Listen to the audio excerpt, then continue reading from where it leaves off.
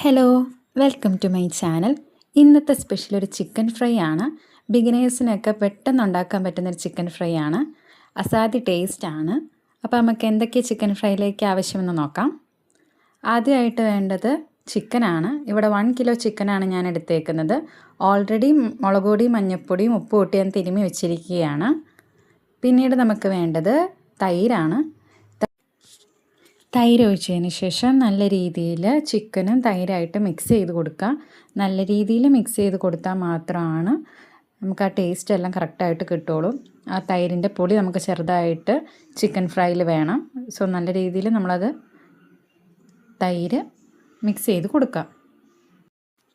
ഇനി വേണ്ടത് ഇഞ്ചിയും വെളുത്തുള്ളിയും ചതച്ച് വെച്ചേക്കുന്നതാണ്. നല്ല രീതിയിൽ പേസ്റ്റ് ചെയ്യാൻ പറ്റുമെങ്കിൽ പേസ്റ്റ് ചെയ്യുക. പക്ഷേ ഇച്ചിരി കൂടെ ചതച്ചതിനാണ് ടേസ്റ്റ് കൂടുതൽ. ആദ്യം തന്നെ നമ്മൾ ഉപ്പ് ചേർത്തായിരുന്നു ചിക്കനിൽ. എന്നാൽ കുറച്ച് ഉപ്പ് കുറവുള്ളതുകൊണ്ട് ഇച്ചിരിയും കൂടെ ഉപ്പിട്ട് നമ്മളൊന്നുകൂടെ അത് മിക്സ് ചെയ്യുകയാണ്. ഇനി വേണ്ടത് കുറച്ച് കറിവേപ്പിലയാണ്. കറിവേപ്പില ആദ്യം തന്നെ ചിക്കൻ്റെ ഒപ്പം മിക്സ് ചെയ്യുകയാണെങ്കിൽ അതിനൊരു സ്പെഷ്യൽ ടേസ്റ്റ് ഉണ്ടാവും. ഇനി കുറച്ച് കുരുമുളക് പൊടിയും കൂടെ നമുക്ക് ആഡ് ചെയ്യാം. കുരുമുളക് പൊടിയും കൂടെ ആഡ് ചെയ്തതിന് ശേഷം നല്ല രീതിയിൽ മിക്സ് ചെയ്ത് കൊടുക്കാം. ഓയിൽ ചൂടായതിന് ശേഷം ചിക്കൻ പീസ് ഓരോന്നായിട്ട് ഇട്ട് കൊടുക്കുക. ആദ്യം തന്നെ ഹൈ ഫ്ലെയിമിൽ വയ്ക്കുക. അതിനുശേഷം ലോ ഫ്ലെയിമിലേക്ക് മാറ്റുക. ഒരു 5 മിനിറ്റ് കഴിയുമ്പോൾ തന്നെ ഒരു സൈഡ് വെന്ത് കാണും.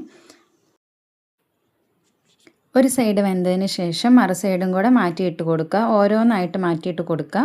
കരിഞ്ഞു പോകാതെ മാക്സിമം നോക്കണം.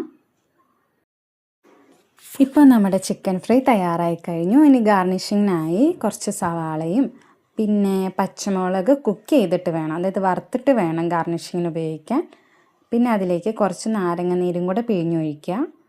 നല്ല ടേസ്റ്റാണ്. എല്ലാവരും ട്രൈ ചെയ്ത് നോക്കുക. ട്രൈ ചെയ്തിട്ട് ഇഷ്ടപ്പെട്ടെങ്കിൽ ലൈക്ക് ചെയ്യുക, സബ്സ്ക്രൈബ് ചെയ്യുക. താങ്ക്